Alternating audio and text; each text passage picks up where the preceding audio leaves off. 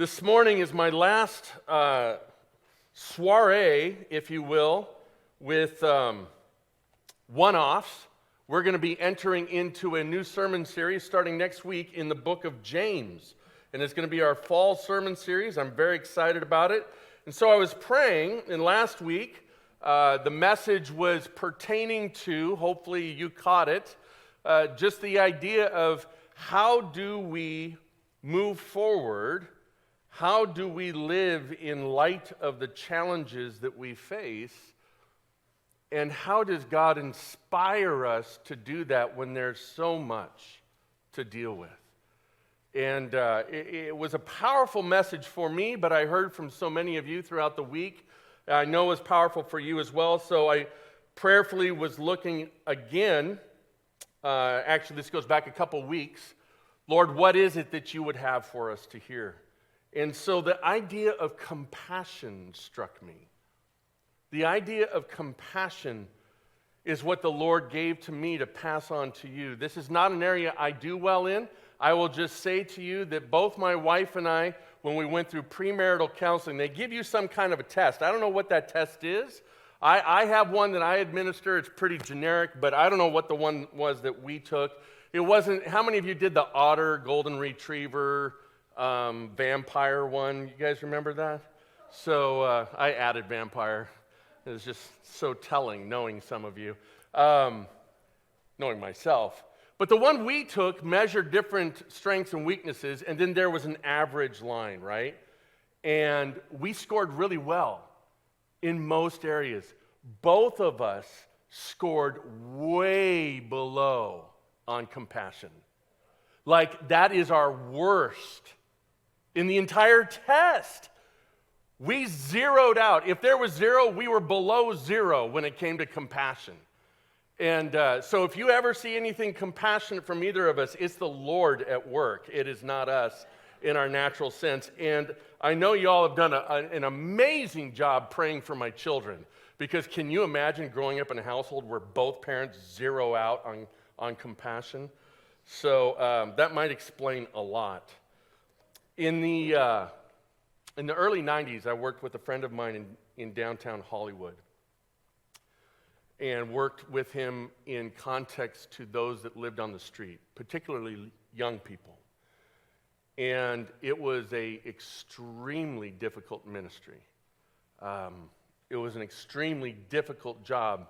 I went with him on Friday nights to do the ministry, and then that parlayed into individuals hearing about what he was doing, and that parlayed into him opening up a center, and pretty soon that center was the single greatest drop-in center for youth in all of Los Angeles. And I just got to meet with my friend Steve a few weeks ago, and since then he's moved on. He's turned that over to other individuals, but I'll never forget one event that happened. And I'm not going to share the individual's name, but most of those that came in were completely filthy, hungry, kicked to the curb. I'm choosing my words carefully. Invisible. And this one particular young man that came in, he would come in every day to the center, and he would just lie down and sleep. The reason is that in living on the streets, when night came, basically you had to stay awake to fend for your life, or you'd get beaten down. And he would come in and he would just collapse on a side wall and sleep nonstop. Then on his way out, and he never said a word, and on his way out he would grab his lunch and leave for the night. And then we'd see him the next day and the next day. I wasn't there when this event actually happened, but this young man smelled horribly. He had defecated on himself over and over because he couldn't control his bowels. He was a day and a half away from death. You could see it on him. You could smell it on him. And so Steve asked him one day, you come in here, you sleep, and you take a lunch, and you say nothing. What's your story? And in that moment, this kid, let's just call him Blaze. Blaze said nothing. He just had a deadpan, empty eye, empty soul gaze into Steve. And Steve was moved by the Spirit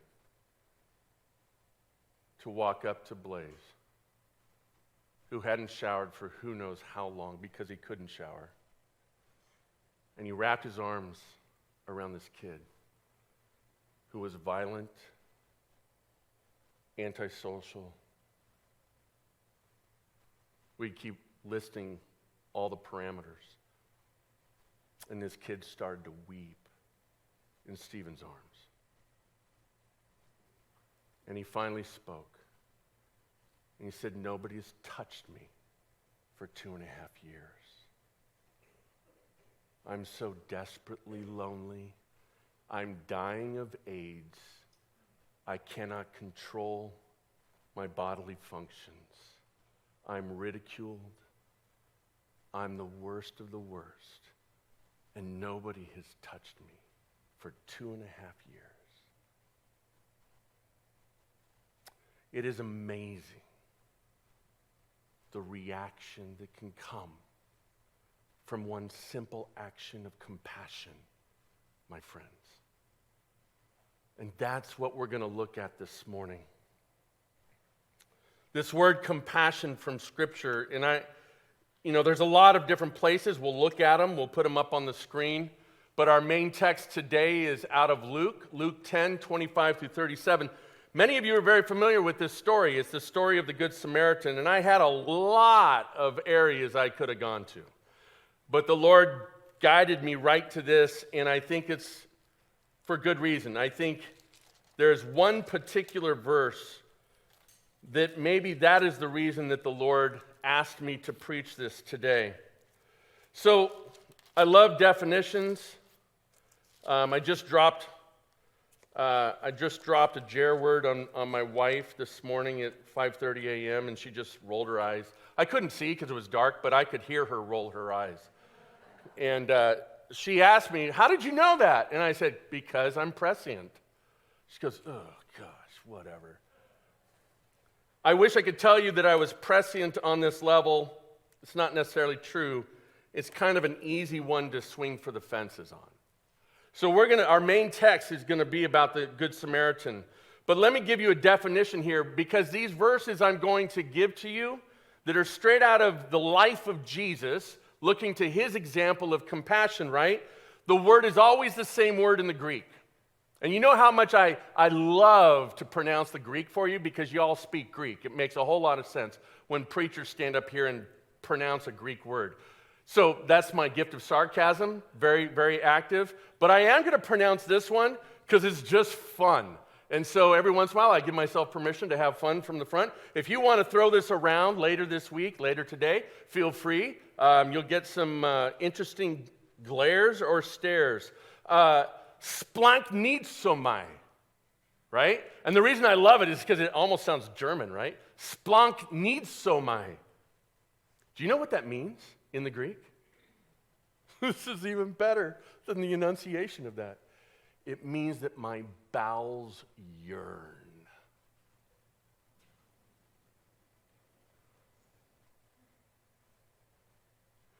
Okay, so I'm letting that one hang out there just to watch your reactions. Now let me give it some definition. You're watching TV for whatever reason, I don't know, at 1 a.m., and Sally Struthers or Sarah McLachlan come on, and they show you either children in South America or North Korea or dogs that are highly abused and malnourished. And those dogs look up at you with these big brown eyes, and you can see their ribs or whatever. That's splanknitzomai. That reaction that you have, you feel it in a deep place, right? It's not just a casual, oh gosh, that's horrible. Pass the lemonade, right? That it disturbs you, it offsets you, it commands a visceral reaction from you.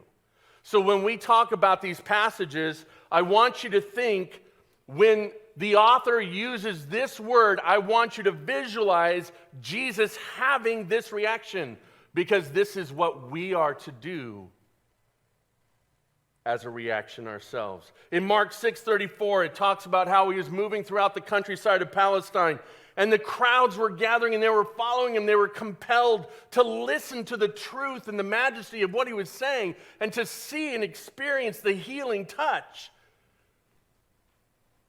And they were so desperate. And Mark writes these words, he had compassion on the crowds. Let me give you some background here. Uh-oh, I don't know what's going on. That's the announcements. So, look, we have Active Pure. There we go. Compassion. A feeling of deep sorrow for another who is stricken by misfortune. And I think sometimes we stop there with the definition. But this is the American definition, the English definition, accompanied by a strong desire to alleviate the suffering. There's your deep reaction. Mark 6:34, he had compassion. He had a deep, visceral reaction about the sorrow and the condition of the crowds that were following him in desperation. In Mark 8:2, it says that those same crowds were following him, and you remember, some of you remember the story of the feeding of the 5,000 and 3,000, the fishes and loaves, and the context of the text says what? That he had compassion, right? The disciples didn't have it. The disciples are, hey, Jesus, we've been out here all day. This is a little rough. We're kind of hungry too, but hey, Bartholomew was over in the West Quadrant, and he heard these guys kind of grumbling, saying, hey, are they going to, they're going to take care of us? They're going to feed us here? And so it would be really good if we got out of here before we had a small riot of hungry Palestinians. Jesus says what? Mark says Jesus had compassion on the crowds because they were hungry. Because they were hungry. Are we as the church doing the kind of compassion ministry that we can do, that we should do for those that are hungry? Physically hungry, spiritually hungry. It says Jesus had compassion. His growls moaned because the crowds were hungry. He had compassion on the family with the demon-possessed child. He heard the father begging, my son is afflicted. What would you do for your child if you knew a physician could take away their pain, their sorrow, their affliction? That's what this father did. He comes to Jesus, the healer, and he says, have mercy on us. And again, Mark says that word. Jesus had compassion on the whole family, and he cast out the demon. It's followed by action. He had compassion on the mourning widow whose son had died. I don't know if you remember the story. It doesn't get a lot of publicity. But Jesus was in Jerusalem, and there was a procession going by, and a young man had died. And here was a widow, already had lost her husband, but now her son had died. And he saw the distraught heart of a mother and a widow who had lost everything. And he had compassion. I don't know if you've ever heard wailing from those who are in the Middle East. Some of you have. You're from the Middle East. But I'll never forget the first time I heard that kind of wailing. It's proper. It's important. Where here, we're encouraged to internalize everything. That's how we process. It's how we deal things. Jesus would have compassion whether you were internalizing it or whether you were blatantly screaming in anguish. And so he turns and he walks over and he heals. He doesn't just heal, he raises her son from the dead because of compassion.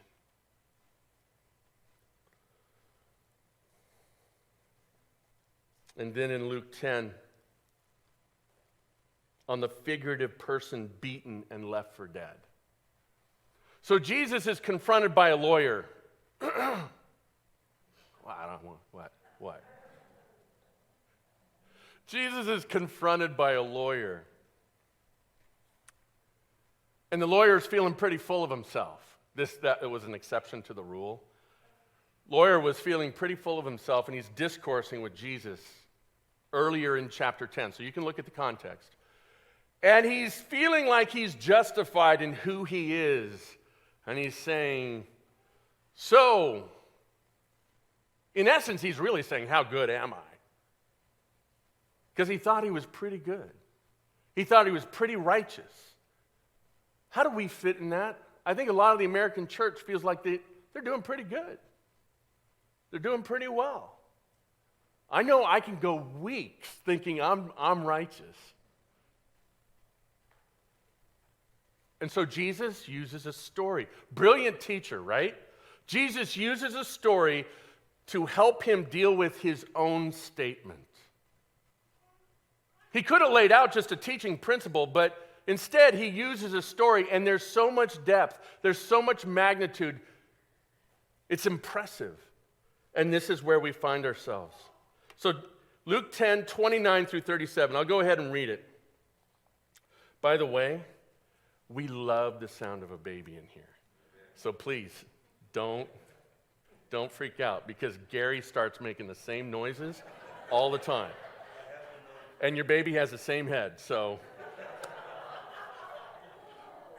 That's compassion. What's wrong with you? All right, let's get back to Scripture where it's safe. But he, desiring to justify himself, the lawyer, said to Jesus, and who is my neighbor, right? So he asked this question, what do I need to do? And Jesus says, what? Keep the whole law, keep the royal law. Love the Lord your God with all your heart, soul, mind, and strength, and love your neighbor as what? Yourself. Well done, you've got it. End of preaching. Let's go to lunch. He says, and who is my neighbor? And Jesus replies, oh, here you go, Jesus, you're doing it again. One of these long, illustrious things. I got to figure out what's really going on. Let's dive into it. A man was going down from Jerusalem to Jericho, and he fell among robbers who stripped him and beat him and departed, leaving him half dead. Now, by chance, a priest was going down that road. And when he saw him, he passed by on the other side. Many people believe Jesus was talking about the Wadi Kelt. I've walked the Wadi Kelt. If you're going to go on the other side, you have to go all the way down into this ravine. You have to cross over a stream and climb a canyon wall to get to the other side. You really have to go out of your way because you don't want to deal with it. By the way, the opening story, Steve, executive for a high-power company right on Hollywood Boulevard, right where they filmed the Jimmy Kimmel show, right? Vice president in charge of HR, and every day he walked out, there were kids out there panhandling, and it drove him nuts. So you know what he did? To get to his car, he walked all the way around the block to avoid them. And Jesus confronted my friend Steve and said, what are you doing? And he did it through a young man and one singular conversation. And that moved Steve to give up his high-powered job and start making a compassionate difference in those who are ignored and not seen and die in back alleys. Amazing real-life illustration that fits with exactly where we are. But the priest, Jesus, what are you doing? You're picking on my group. What are you doing? The priest goes all the way down and all the way up the other side. Took me 45 minutes to do that. When I walked the Wadi Kelt, I thought, you know what? I kind of want to experience this. went way out of his way so he didn't have to deal with what he knew he should deal with compassion. He had a reaction against compassion. Let's keep reading, because I'm sure it's going to get better. So the priest was going down that road, and he saw him and passed by on the other side. So likewise a Levite. By the way, a Levite was one who was in charge of a lot of responsibility at the temple, right? Their tribe was highly revered. They had stature. They had prominence within the community, right? Leaders, just by who they were. And so this guy's going to do much better, right? So likewise, a Levite, when he came to the place and saw him, he passed by on the other side. We're doing really well. But a Samaritan, now Jesus is spinning a story, and he picks his characters very carefully. Because who's asked this question? The upper echelon of society, right? The gentleman's club. The ones who are feeling themselves and have this sense of we have arrived. Guess who a Samaritan would be in this story? The one who should be shining the shoes of the lawyer.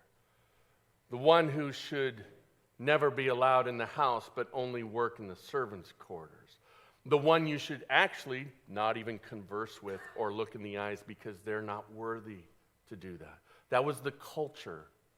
And so Jesus carefully chooses his players in this story. And remember who he's talking to. So Jesus says, but a Samaritan, as he journeyed, came to where he was, and when he saw him, he had what? Splanknidsomai. He had splanknidsomai. He felt it in his bowels. How desperate this person, the position this person was in. When he saw him, he had compassion. He went to him and bound up his wounds, pouring on oil and wine, resources. Oil and wine cost something. Then he set him on his own animal and brought him to an inn and took care of him. More cost, more dedication. And the next day he took out 2 denarii and gave them to the innkeeper, saying, take care of him, and whatever more you spend, I will repay you when I come back. Fully invested to the recovery and health of this person who was in a desperate position and desperate need. And by the way, a lot of the time what the church does is we pour resources, but we don't ever have this sense of saying, hey, we'll come back. We'll come back. But here the Samaritan in Jesus' story says, I am so committed to the benefit of the recovery of this person. I have to continue on my journey, but here's money to take care of him. Can I trust you? Whatever goes beyond, if you feel like dumping him out on the road, don't. I will be back.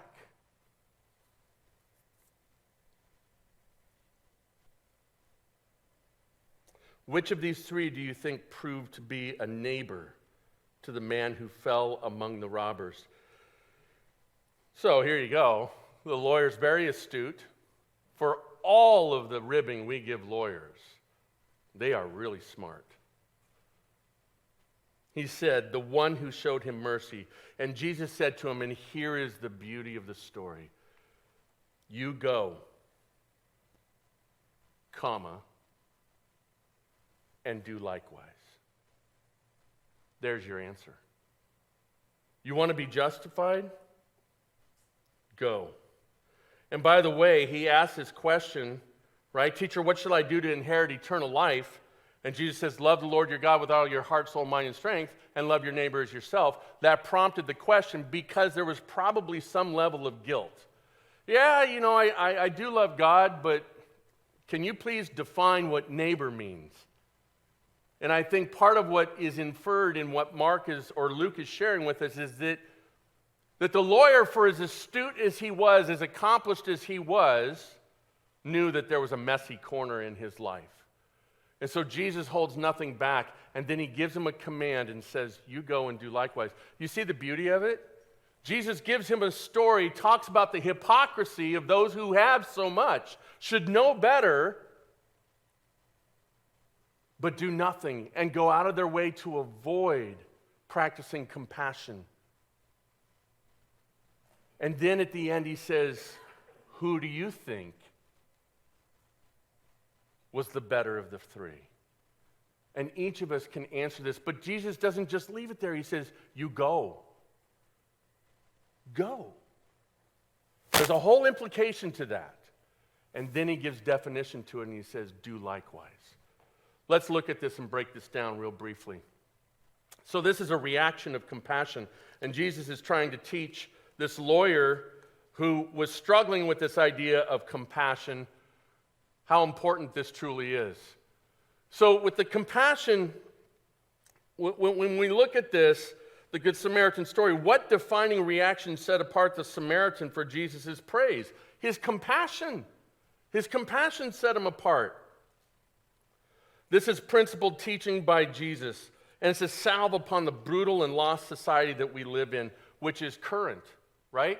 So when we look at this, the reaction of compassion brought healing for the person on the side of the road left for dead. The reaction of distraction brought death and shame.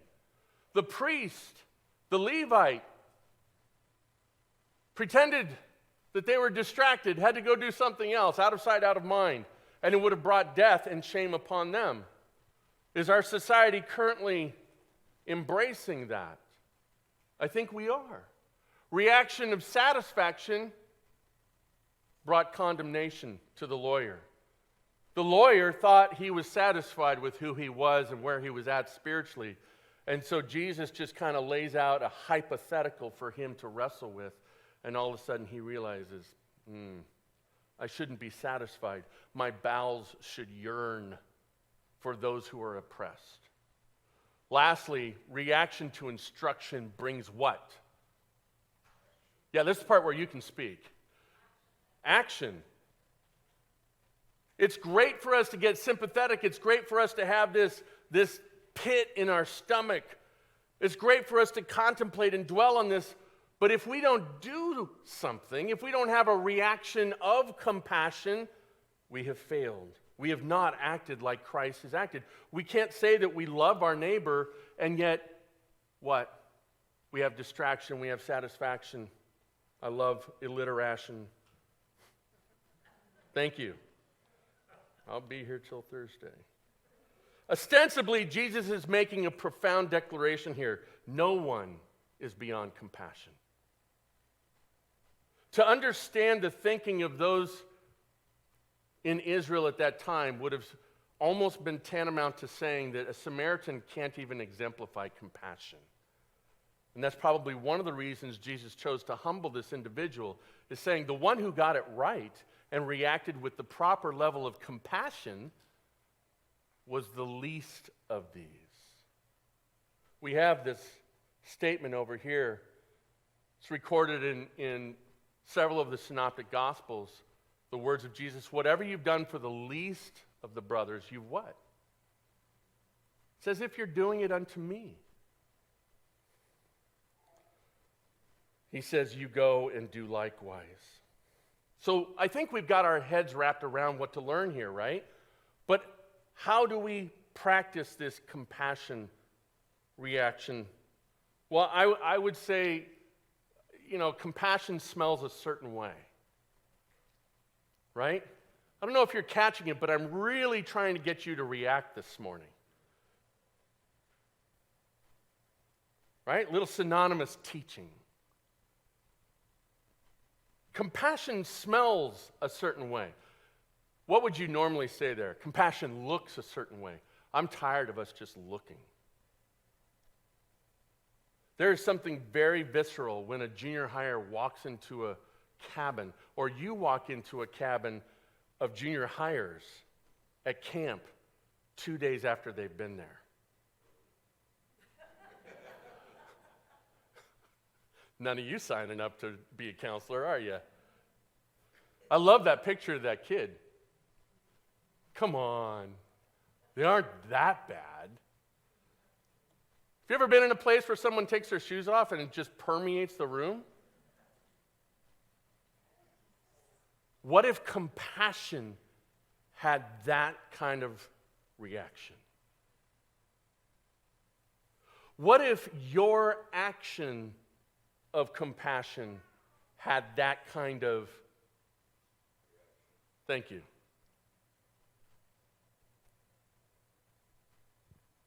It smells a certain way. Compassion is definable, it's powerful, it transforms. Compassion kills spiritual apathy. Here's the beautiful thing about this story, my friends, is that you don't have to be the lawyer, you don't have to be the Levite, you don't have to be the priest, you don't have to be Pastor Jeremy, you don't have to be an elder, a deaconess. All of us can practice compassion, and it changes, it transforms the world around you. If ever there was a time that I have grown up in my culture, in my society, where we need transformational living, it is now. There is an overt effort that is happening that I believe is spiritual, that is driving us against one another, that is lacking in love, that is causing our young people to be so imminently discouraged. How many of you over 60 have found yourself saying, I shudder to think what my grandkids are going to go through? Right? So you had a reaction to that because we've all said things like that. So what do we do? Is there any hope in any of this? You know what? When compassion is practiced, look at how desperate the Jewish nation was when Jesus came. Sometimes we forget Herod killed every child in the Bethlehem region under the age of 2 that was a male. If that had happened from our government, they just systematically went to a town and killed every boy under the age of 2.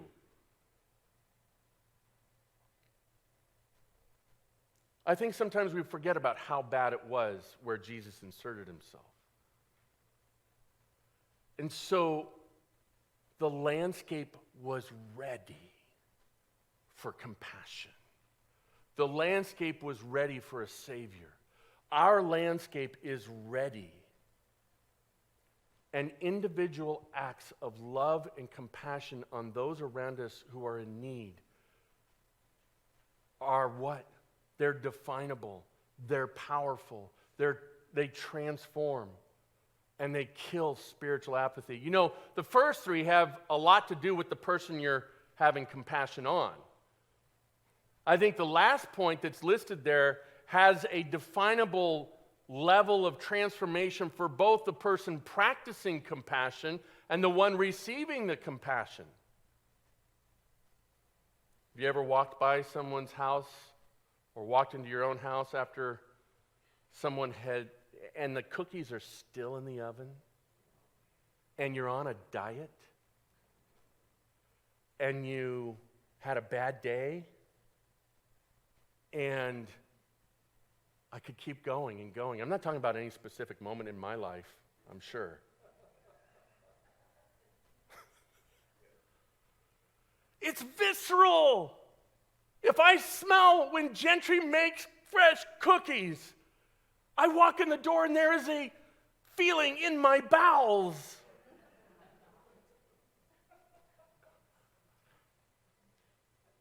See, it's definable. There's a reason I'm using language like this, folks. Because when compassion is active, there's a reaction of transformed lives. We saw it in Jesus' ministry. If you know Jesus through faith, you have experienced the compassion of his action to come down and insert himself into this. So that what? So that you and I can be free from sin and death. What kind of a God would do that? No mythology, no cult, no religion, other than the one based off of the scriptures right here behind me, has that kind of love manifested from their God. That kind of compassion that saved you and I from sin and death. For the joy set before him, endured the cross, scorning its shame.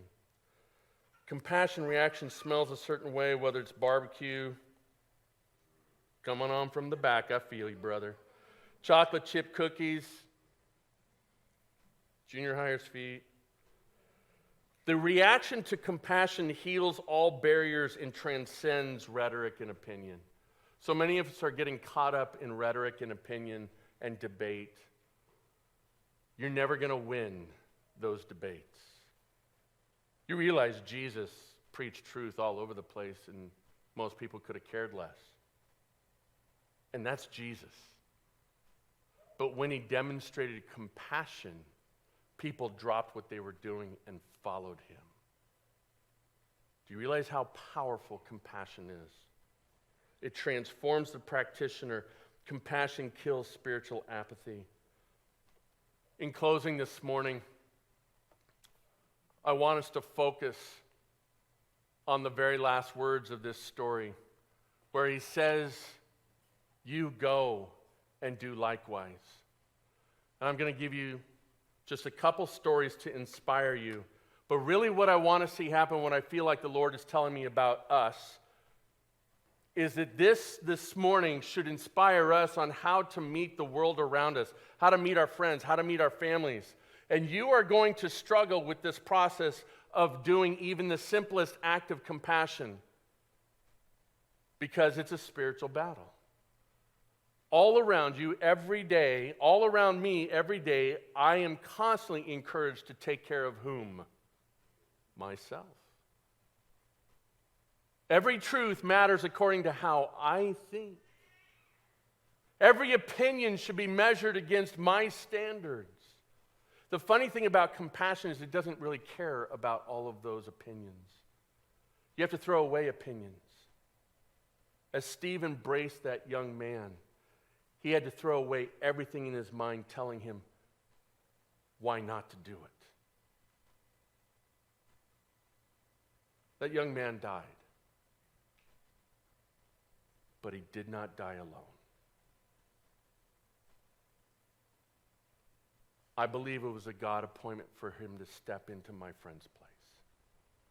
Because nowhere else was he going to be held in his last month of life. You practice this. We had a family that we had to say goodbye to. They're thriving. It's my pleasure to tell you that they're thriving. But the Hamiltons came to this church hurting, having lost their 1-year-old daughter a year prior. And God miraculously brought Justin, Ashley, and Abigail. And the last day Justin was here, we went out to lunch, and his words to me were, "You in this church have saved my life." They're thriving. They were met with compassion by this church. Much like the Samaritan. He lost his job because of COVID, was working in the entertainment field. God blessed us. The new lighting system, the dedicated process of our broadcast system, so much of the sound, all of this stuff was Justin's mindset. God brought him to us. He didn't bring him to us for this. He brought him to a small church where he and Ashley could be cared for. And now they're at a huge church. Those jerks, why would they leave us? I know you're listening, Justin. I don't know what camera I'm on, but whatever. You made these cameras, you decide what camera I'm on.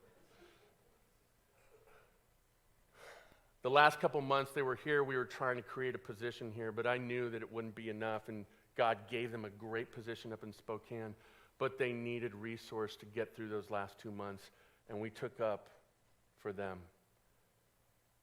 And you raised over $8,000 to carry them through. It wasn't just about that. It was about the families, the individuals that reached out in compassion to them and cared for them and loved on them. and they are still hurting. You never fully recover from that. But to feel compassion from people around you in those moments helps you move through every day. The Hamiltons are one example.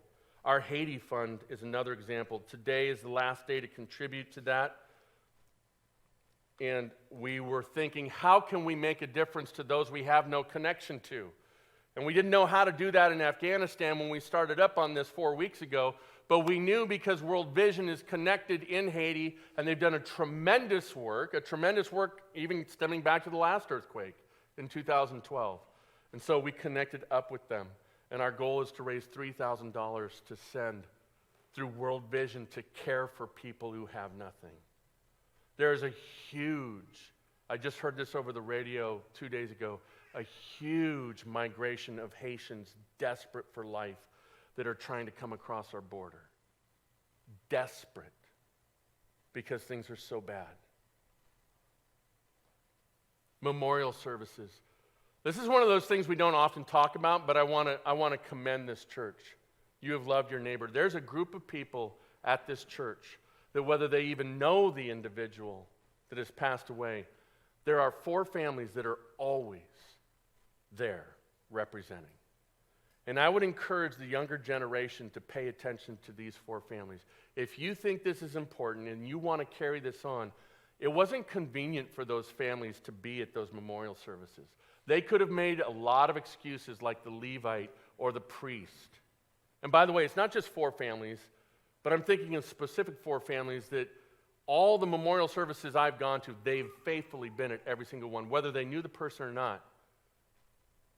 But because somehow they were connected to someone at our church, they wanted to show compassion for the person who was mourning. What a tremendous statement, because it takes time, and we could give 100 reasons why not to show up. But you know what I hear from people? It was transformative that our church family was there. It means everything that our church family was there. So, wait, what's the reaction here? What is the reaction? Remember the story of the 10 lepers? Right? Jesus walking along, and these guys start yelling from their leper colony. You just hear the conversation, hey, Bob. Sorry, I just happened to be looking at Bob. Bob has nothing to do with the story. Hey, Saul, we don't have any Sauls here. Hey, Saul, look who's coming. It's our one shot. Everybody start yelling, make a bonfire, right? Shoot a cat, I don't know, get his attention. And so they get his attention. They're crying out for mercy. Jesus walks up and he heals all 10. They all go running. Yay, I'm healed. What a great thing of compassion. Jesus gave them instructions. 1 out of 10 came back and said thank you. And you know what? It mattered. Jesus said, where are the other 9? So what should be our action? We've heard that we should act like Christ and demonstrate compassion, right? We've got that part. But I would say this, when someone has demonstrated compassion to you and to myself, how about we go back and we say thank you and let them know what an impact that had? That's the proper reaction to compassion. Let them know. This morning, I was in a certain drive-thru. Look, Sundays, that is a free day, right? I am free. And so there's a huge line, and I need to get here, and I'm speaking on compassion, and there was this ambiguous thing about this truck and who was there first in line, me or the truck, and I'm just like, go ahead. And so they go ahead. I get up, they hand me my vegetable smoothie and my kale. What? What are you laughing at? And and they say, the person in front of you paid. See, and you're all laughing about where I was. Jesus wanted me there for this illustration. Please don't strike me. That is a reaction to compassion. Because here's what's cool. The joy on the girl's face handing me this and telling me the story. She said she wanted to bless you because you blessed her by letting her go first in line. How small was that effort? Yet now you're all going to remember that story, not just me. Brothers and sisters, there's so much more that we can do. So I'm just going to reiterate what Jesus said. You go and do likewise. Let me close in prayer. Father, thank you for this story and help us to use that deep, bowel-wrenching, gut-turning sense of conviction that we don't cross over the other side, that we don't get distracted, but that we act in compassion to so many people around us that are hurting.